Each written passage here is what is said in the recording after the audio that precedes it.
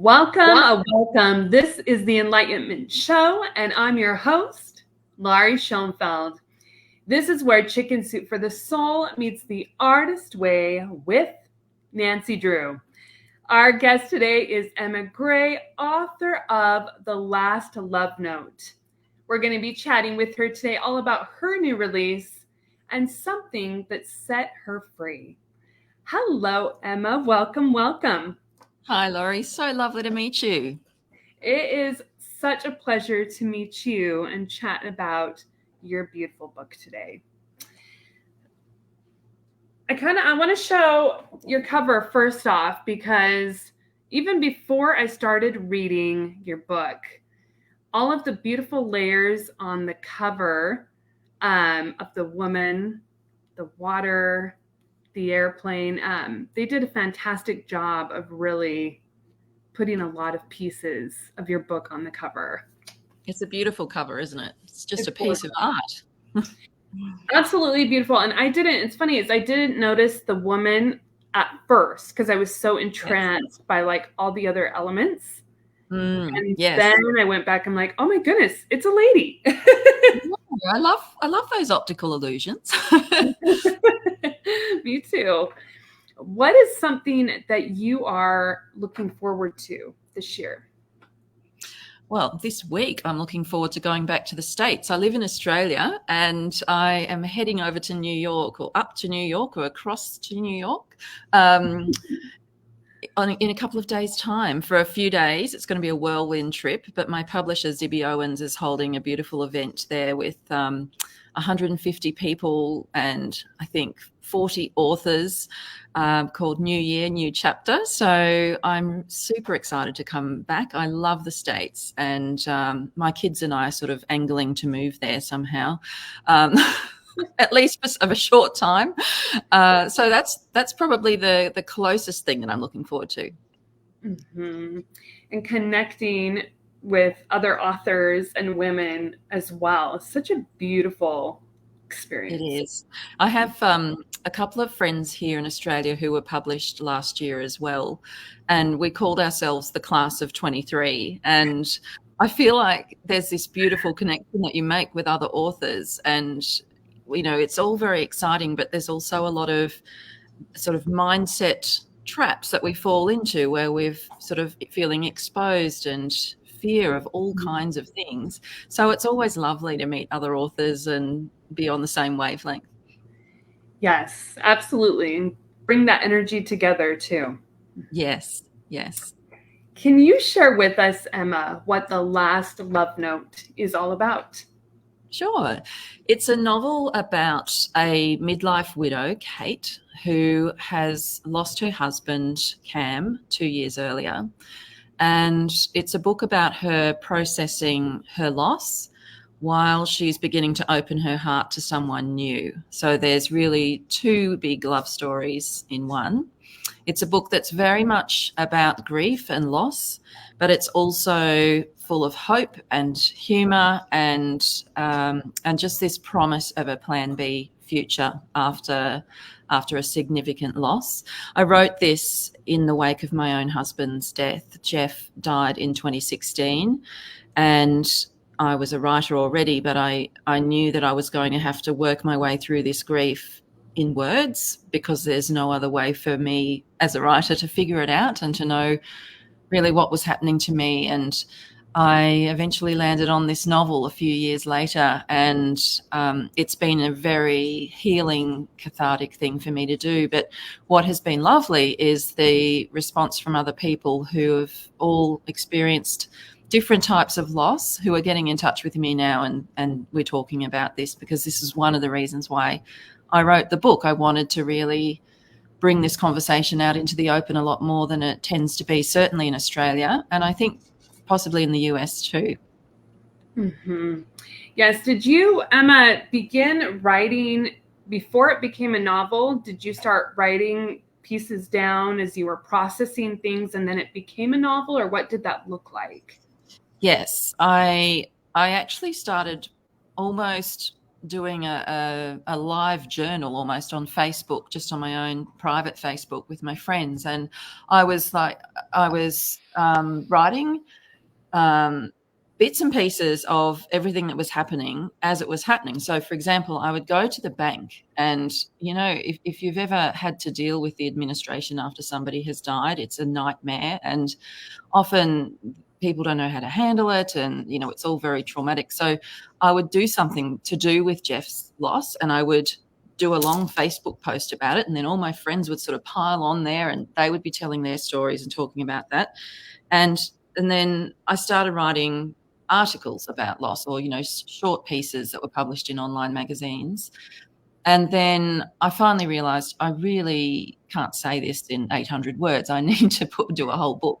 And I didn't know whether I would do a memoir. But then my family is quite private, but I'm really an oversharer. So I had to think of everyone else. And then eventually I decided to do a novel, and it let me just play in this idea of falling in love again, which is a part of this that I haven't yet experienced. And it helped me to then go back and process everything. But it was great because I actually had this sort of live record of everything that had happened as it happened. So I was able to really delve quickly and easily back into exactly how it felt at the time. I have to say, Emma, so we're going in like 5 to 10 pages in your novel, and it's so relatable and raw and honest about how you're sharing that grief of like any one of us, we've all gone through grief at some point in our life with something. There were multiple points where I held my heart because I felt it. Those awkward moments of seeing someone in the store and not sure how you're going to engage or interact, or not wanting to get dressed and staying, in bed all day, but, knowing you need to. So you get up in your PJs and, all those layers that come with grief. You put so many pieces in there that really speak to what that looks like. Mm-hmm. Yeah. And I drew just so much of that, obviously, from my own experience. And I've also got a whole lot of little anecdotes right through the book that are there for my friends who it's almost like a paying it back to them, the beautiful things that they did for me and our family. Things like the day that we came home from somewhere, and my house had been covered in Christmas lights by a little band of friends who had got together, and that sort of thing is threaded all the way through from real life as well. But certainly that scene in the supermarket, I originally started the book on a much lighter note. I started with the chapter 1 scene, which is all about another true story, by the way, about the moment that Kate's 5-year-old son wanders out with a Vietnam-era grenade in his hand that he's discovered in her husband's office. My husband was a military historian, and so my son wandered out with this grenade. We had to have the bomb squad come to our house. And I remember thinking at the time, I'm taking notes because this is going in a novel. But I had started the book that way, and my publisher in Australia from Penguin said to me, could we have a prologue that puts the reader right into the really deep emotions of the loss? And I knew instantly that I had to set that in a supermarket, because anybody who's ever lost somebody knows that that's just this frontier that you have to cross when you're grieving. It's a place where life goes on as normal, where everyone around you is just doing their groceries as if nothing has happened, and you're there struggling to get out of the car and go in, and then you are shopping for the most ordinary things and walking past a whole lot of items that you're never going to need to buy again, and it just hits you. And then, as you said, you run into people and they don't know how to deal with you and what to say, and the whole thing is just this very complex situation in a very ordinary location. And so I knew that I had to set that prologue in the supermarket right at the start. Mm-hmm. The grenade, that makes me giggle even that much more, knowing that that's really an encounter that you experienced, because there was quite a bit of humor in that. There was. And there was at the time too, because I got straight on Facebook instead of ringing the police, which apparently wasn't the right thing, and told everyone, look, I've got a grenade. And it was, it was hilarious. It was, but I had a guy who I know who's a secondhand bookshop owner. He was there looking up military manuals and sending me, I think it's this, I think, here's the radius of the damage it could do. And it was all very dramatic. And that scene with the friend messaging from her posting in the Middle East. She was with an ammunitions expert and sending me a thing going, I think you need to call the police. That's an actual grenade. And so all of that happened. The only bit that didn't happen was there was no hot neighbor and there was no love interest appearing on the scene, but the rest of it was pretty true to life. Oh, yeah. And, with kids, you can't be in all the places all at once. And so those just happen. And you certainly don't expect them to walk out with something like that either. No, I can't honestly say, Emma, that I've had that personal experience myself. That's your own. You get to have that. That's definitely yours. Yes. Being a mom while mourning can really feel impossible. How did Kate move forward through those moments of feeling like she didn't want to?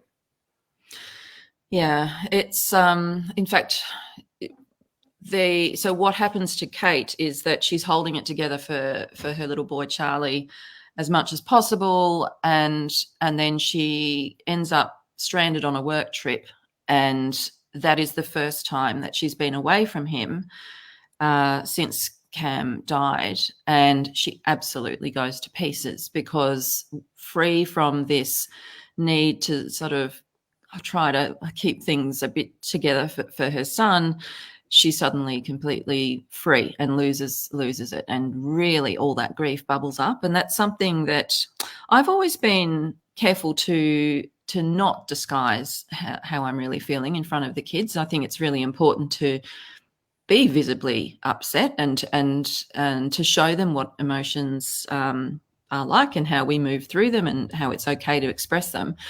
But I did have an experience similar to Kate's where I had been invited to a conference in the US because my husband had been the president of an international body of military historians, and so they flew me over for this memorial conference there in Jacksonville in Florida. And it was a beautiful event, but it was sort of like being at a second funeral. And I was really hit by the grief because I was away from my children on the other side of the world. And like Kate, I finally had this opportunity to really fall apart, and I did, and I hit rock bottom. And then I decided to go to New York because I had never been to New York. It was Jeff's favorite city, and I thought I'll just have a couple of days there. And it was there that I first felt this glimmer of hope for my own future because, and I'm telling you this because it's very much why Kate, the journey that Kate, the character, goes through as well. Because I remembered walking to the 9/11 memorial and just looking at the scale of that city's grief. And then I would walk back through Broadway and Central Park and just the way that it's so vibrant and alive. And I thought, maybe I have a future like this as well. Maybe I can move through my grief and still have hope for the future. And I felt so inspired by that I went straight to the New York Public Library on the day that I was leaving to fly back to Australia. And I sat down and I started this book and took a photo of my laptop in the Rose reading room. And then in November, when it was published, I went back and I sat at the same desk and I took a copy of the actual book and took another photo. And it just was this incredible full circle moment for me. I not only had managed to articulate all of this in a book, but I was thinking about the time that it had elapsed between when I was last there, quite fragile and really struggling, and where I am now, sort of 6 years later, and just learning that, that had been such a rocky and difficult period of time in my life, but we've come through and we're doing okay and doing well. So I wanted Kate to have that kind of experience as well. And I think it was really important to me that she sounds cliche, but that she found herself after the loss, and that she also had an opportunity to do her own thing and travel before she embarked on another relationship. Mm-hmm. Why do you think, Emma, it is important to put your priorities first to also not only help yourself, but for your children as well? I think it's that you have to survive in order to help them. And I mean, this is the case in parenthood all the time. You know, whether or not you're going through a big loss, if we don't look after ourselves, we can't look after our kids. And I also think I've got 2 daughters and a son, and my daughters are now in their early 20s, and I think it's an example that we need to set for them as well, that they don't look at their mum and think, yeah, she puts herself last all the time. She's exhausted and she's running herself into the ground. I don't think that's a good way to model what it is to be a mother or to be. And so we've got this beautiful family feeling now where we're all, where I know that they look at me and see me as a human being. I actually was on a podcast with my 25-year-old daughter a couple of days ago, which came about via another author from Zibby Books. And she said that she had seen a quote on TikTok or something this week that was something like, "Be kind to your mum. It's her first time living life too." And we just, that just hit us. We're all, but isn't that beautiful? And to have been told that from my daughter was just the most special moment. And I showed her a photo of me and her when she was a newborn baby, and I was actually her age. I was 25 when I had her. And I think that sort of really hit her then, that she doesn't feel like she knows enough about the world. And I said, no, I didn't then either, and I still don't. And I think that's the important thing. We do become more experienced in life, but at the same time, this is our first time going through this. I've not lost a husband before, and I hope to lose one again. And I hope that, a lot of people listening won't ever go through this. But the reality is, if we love someone, we'll lose someone. And so that's why I think these conversations about loss are just so important. Mm-hmm. Writing is quite the process of putting your feelings on the page and then putting a whole book together. How did you find yourself supporting yourself and healing throughout the process of writing the beginning pieces to the construction of publication with your book? I had to put it down several times. I remember writing, when I finally sat down and sort of wrote the first draft, I remember writing it really quickly over about a few weeks, a space of 5 weeks or something. And I was up till 2 a.m. and I couldn't stop. And that sort of skeleton draft of about 65,000 words, and the final book was about 90. But that skeleton draft, I remember thinking, okay, I've got a draft, that's good. I'll edit it and, we'll see how we go with getting it. I'll send it to my agent and all of this. But I then put it down, and I then continued to grieve in my life. And I realized I can't finish this book 2 or 3 years after Jeff died. It's too early. I still don't know about a lot of stuff. So it then took another 3 years of me living almost in tandem with Kate, the character, and both going through a whole lot of stuff. And I think waiting that extra time has really added to the novel, because I just learnt so much more about what it's like to lose someone and to process that over time. And in the meantime, I wrote a whole lot of, shorter pieces as well. And then some of that content would then be incorporated into the story. But I think whether you're being published or not, the act of writing it out can just be so therapeutic. And some people don't identify as writers, so then it's the act of finding some other way to express whatever it is you're feeling. And it may not be in words. It might be in something else that you create or look after. I know gardening is something that a lot of people get into, and I've got into that after loss. I got into photography. It was all this attempt to get whatever this was inside me and put it out in the world. And that's what's been the most helpful, all through. Mm-hmm. When you were walking with Kate, did it feel like as you were going through the process that you had a dear friend and you were leaning in different voices to each other? I think it did. I felt really close to her. I mean, let's face it, there's a lot of me in her. A lot of the sort of chaotic storylines just come from my own life. Somebody said to me on a podcast once, Kate's a bit of a hot mess. Where did that come from? And I said, well, you really have to look very far. So it was very much her, but it was also in the people that surrounded her. So her best friend, Grace, her mum, who she finds sort of a bit annoying at first, but ends up coming to really understand a lot more. She's not based on my own mum. My own mum passed away in June, so about 6 months ago, from dementia. And my parents have a cameo in this book as the old couple at the nursing home that Kate ends up meeting. And so the mother figure is not based on mum, but in the book she's a really important figure, I think. And then, of course, Hugh, who is her colleague, her friend, and also her husband's friend all the way through.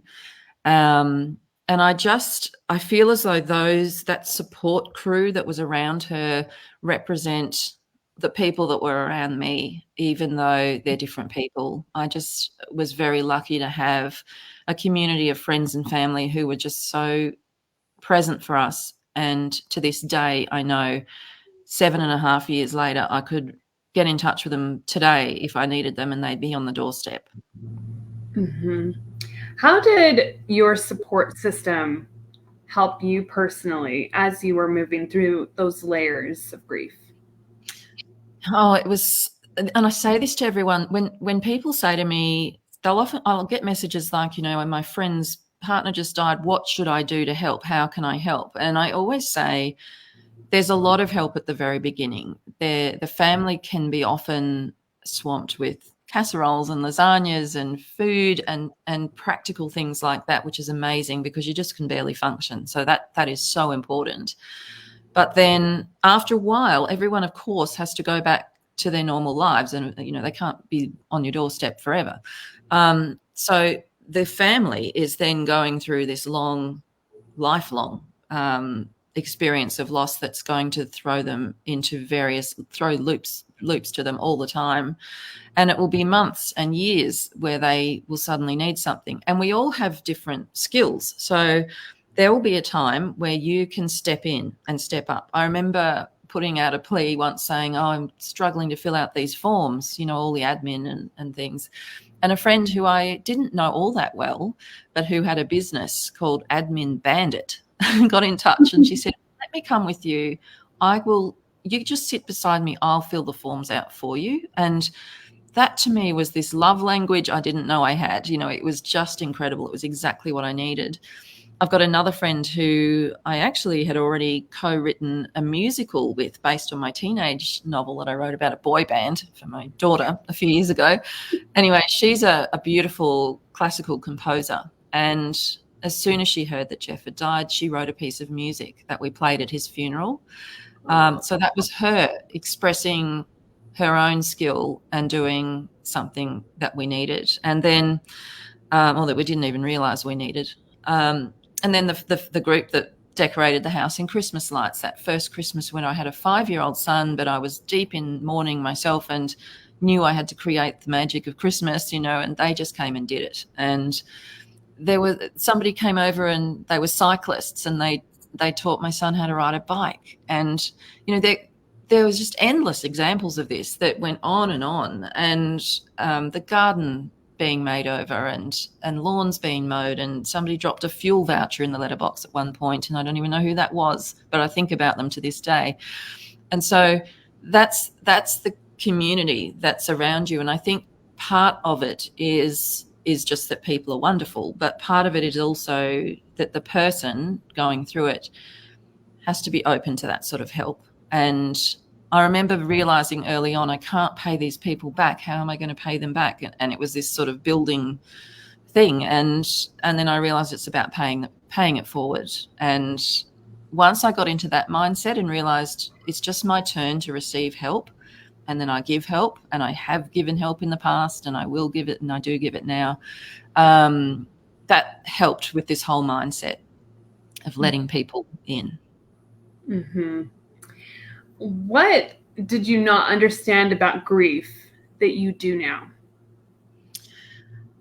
Oh, I feel like I want to say everything, because I had losses. I'd lost all my grandparents before this, but it was so different because they were at the end of a long life. Even losing my mum 6 months ago at 91 from dementia after a long, happy life was very different for me from losing Jeff suddenly from a heart attack in midlife when we had a 5-year-old, such a different situation. So I think that, in fact, those two losses together have taught me that even if you go through grief once, you still are only an expert in losing that particular person. You're not an expert in losing the next person. You may know more about the fact that it will take time, and that huge, almost that drowning feeling that you have at first, it will calm down over time, and that grief does soften over time, but it's always there. You know that sort of stuff, and you can tell yourself, I will get through this. I've been through this before. But I think each time you lose somebody, it feels different, because grief is so closely connected to the love that you had for that person. So it will be different each time. Mm-hmm. Sometimes in grief, we are the hardest on ourselves. What would be some advice that you could give our listeners on how to be more loving and nurturing to ourselves in that space? That's such a great question, because we do need to be so compassionate and forgiving. I remember the first moment that I felt guilty in grief, and it was when I had been out for dinner with my friend Kylie, and we had this lovely night, and I was walking back to my car afterwards and thinking about something we'd been laughing over or we'd been saying, and I realized I had a smile on my face in the dark. And I immediately felt terrible, because I thought, how could I be smiling after I've lost my husband? It was weeks and weeks after he died. And I had to get my mind around the fact that we're going to feel sad all the time. And when we can latch onto a little moment of a glimpse of happiness or of laughter or of joy or love or any of those positive emotions, we need to do that. And it doesn't take anything away from the loss that we're feeling. It's not disrespectful to the loved one for us to enjoy our lives again. And I have a beautiful friend, Rebecca Sparrow, who's an author here in Australia, and she shared with me the best piece of advice I received. She had lost her baby daughter, Georgie, who was stillborn. And she said to me that she had made a decision when Georgie died that she would use Georgie's life and her loss to turn up the light in their lives, not to turn it down. And that piece of advice is something that I then followed in my own grief. And it was just a beautiful way of honouring the love that you had.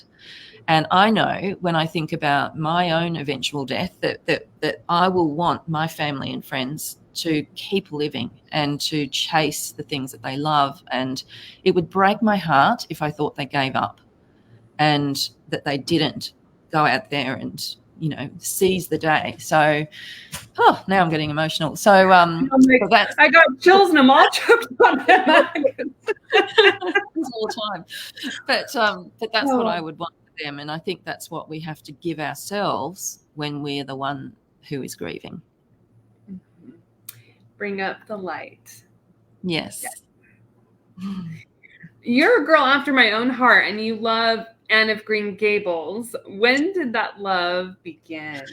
Oh, my goodness. I am absolutely in love with Anne and with Gilbert, of course. Well, I can tell you, I was 14 and my sister and I were at our auntie's house, and we used to go there every Christmas. We have the long summer holidays here in Australia, and we sat down and she said, have you watched this miniseries, Anne of Green Gables, and have you read the books? And we hadn't read the books at that point. And I remember thinking, I think we both sort of almost rolled our eyes at first at the idea of it. And you know what teenagers could be like. Well, we sat down and we watched the Megan Follows, you know, Kevin Sullivan series back in 1987 or something, and instantly were just converts, absolutely smitten with the entire thing.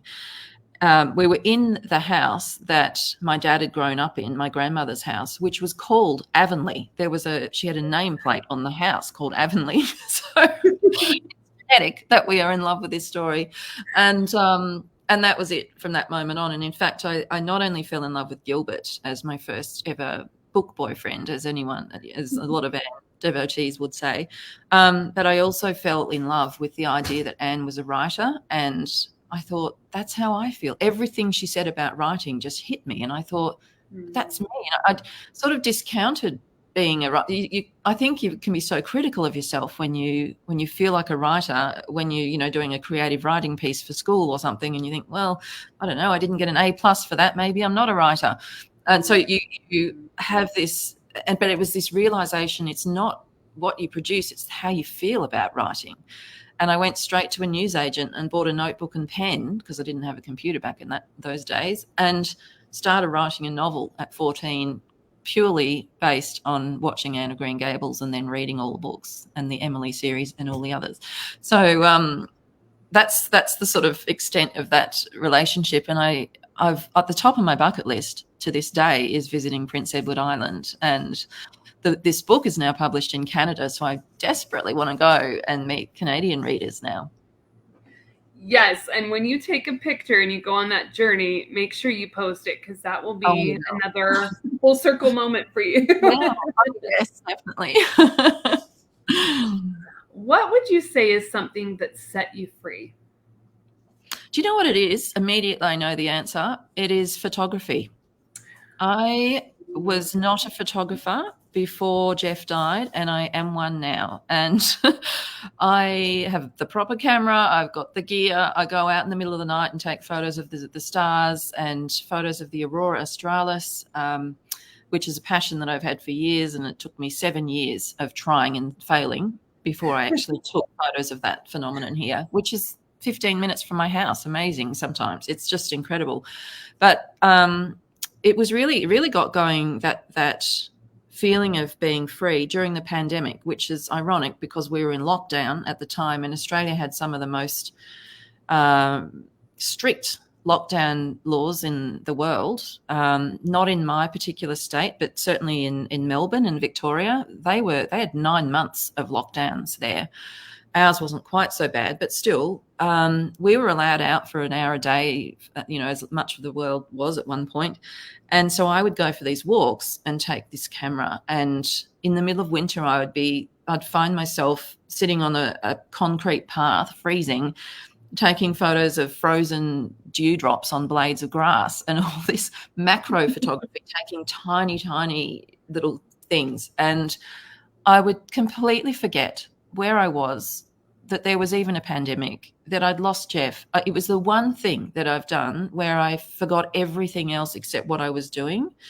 And so photography set me free. And I just so encourage everybody to find that thing, whatever it is in your life, that allows you to lose yourself, because I think it's that losing of yourself that is what's so liberating.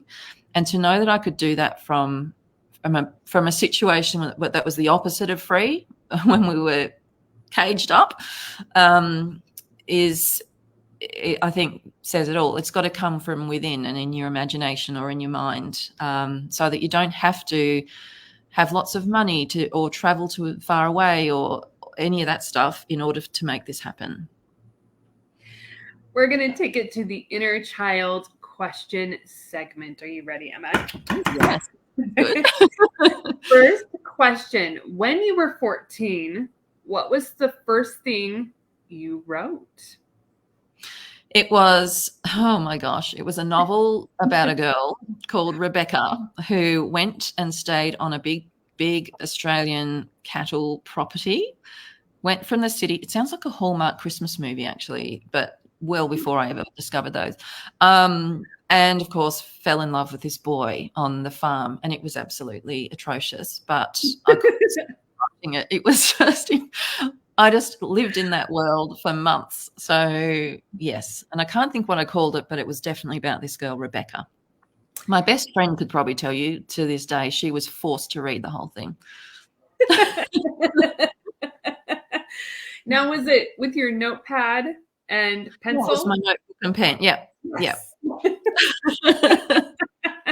So was it read-throughs like, hey, I got a whole nother paragraph. Here you go, read this part? No, Or like, I used to rip the pages out of the book and pass them to her, and then they all got mixed up. Like, it was just, it was as physically messy as it was in a literary sense. but you enjoyed the moment. So I loved it.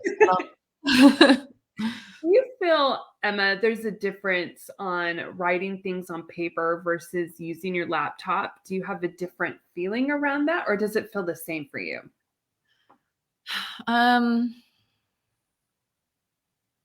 feel like physically it's easier just to type it on a computer screen. I do often wonder if our brains have changed since the invention of word processing, because we have the luxury of writing absolute rubbish and being able to muck around with it. And I think, I think back to people who had to handwrite straight onto a thing that would, unless they were going to rewrite this 1,000 times, had to be pretty good, the first draft. And I think that that's good and bad. But one of the things that is a trap is that you sit down to write, and there's a trap to read back what you wrote yesterday and then tinker around. And you can spend the entire block of time that you've set aside for writing just tinkering around with what exists already, and you might improve it, but really you've got to. My agent says to me, her beautiful advice is always race to the end of that first draft. Then you've got something to work with. And because I don't plot my novels, I just make them up as I go along. And there's a lot of writers that do that. And it just seems to come from somewhere, I don't know where. It's almost like watching a movie and trying to scramble to get this action on the page and trying to capture the dialogue you're hearing from these characters as if they exist outside of you and you're just watching them. Now, that doesn't really answer your question, but that's sort of little bit about the writing process on a screen. Mm-hmm. Second question. As a teenager, what mattered most to your heart? Apart from Anne, and I tell you, the obsession was strong. So we sort of, you know what teenage girls can be like, where they just become obsessed with something. It was very much that. My sister and I recorded on cassette tape, audio cassette tape, the mini-series from the television and jumped up during the ads and paused the recording. And so we had 5 hours of cassette tape recording, and then we almost knew by heart most of the scenes. I think she and I could probably do a reenactment of the proposal scene. Anyway, so very much Anne, but also I felt very, and I still feel very attached to the place that my parents grew up in, which is in northern New South Wales, which is in fact where most of this book is set. So the book is set, it starts off in Canberra where I live, and then Kate goes on this flight and ends up in a place near Byron Bay, which is this beautiful coastal town in New South Wales where all the Hollywood celebrities come and get houses, and where the Hemsworth brothers live and all of that sort of thing. But just north of that is this beautiful, more sleepy little place, and we used to visit that every Christmas, and that's where I've set this book. So even as a teenager, the beach mattered to me and still does. That the waves and the ocean and just the ties that I have to that part of the world. Some of those things are lifelong, aren't they? Mm-hmm. Third question. What would you say is the oddest or the weirdest food combo that you've liked and tried, or you've just tried? Well, actually, when I'm in the States, I notice some food combos that we don't do here, often at breakfast, where there'll be, pancakes with egg and bacon and then fruit and cream. And here we either go savoury or we go pancakes with cream and fruit. We don't mix it all together. So that was one of the most interesting combos that I found. But I think I can't really talk because Australians are known for our weird food, for our Vegemite. But what I can recommend is Tim Tams, the biscuits. They're chocolate biscuits that I know some American friends have absolutely gone wild when they found them in the shops. And Violet Crumbles, which are a honeycomb covered in chocolate treat. So give those a go if you see them anywhere. And what are those called, Emma? They're called Violet Crumbles. Violet Crumbles. That sounds delicious. I'm definitely going to give that a go. The other thing that we like to think we're famous for is the pavlova, which is a delicious dessert that's a meringue with cream and fruit and just divine. But I think it's actually a New Zealand thing that we have stolen as our own. But it's definitely a Southern Hemisphere thing. So pavlova is also delicious. Before we end today, can you share with our listeners and viewers what living a creatively abundant life means to you?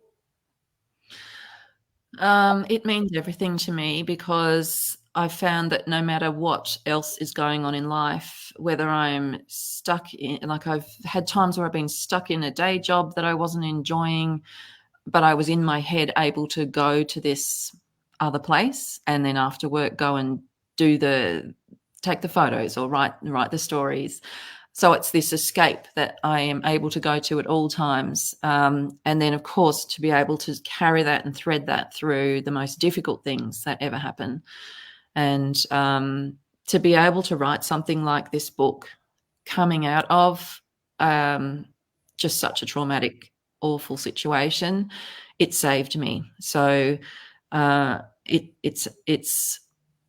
it's vital to my survival. I can't express enough how important it is to be creatively abundant and to just be in touch with that, no matter how that looks, whether it's cooking, not in my case, cooking, gardening, painting, music, writing, photography, whatever it is. It's about it's something outside of you, and I wouldn't be without it.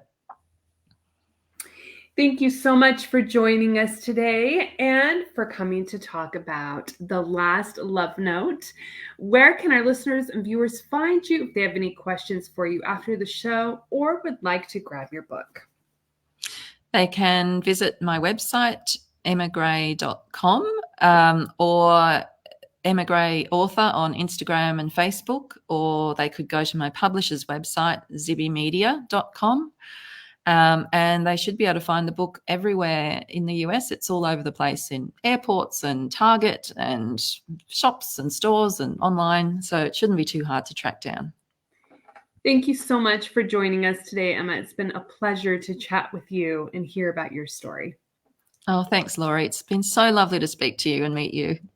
Absolutely. And thank you so much for those who've joined us live and will join on the replay. Remember, as you go about the rest of your week, to find the things that are working for you. You are the creator of your own story. What steps will you take next? Thank you, everyone. We'll see you right here next Monday at 12 o'clock p.m. Mountain Standard Time. Thank you, Emma. Thanks, Laurie.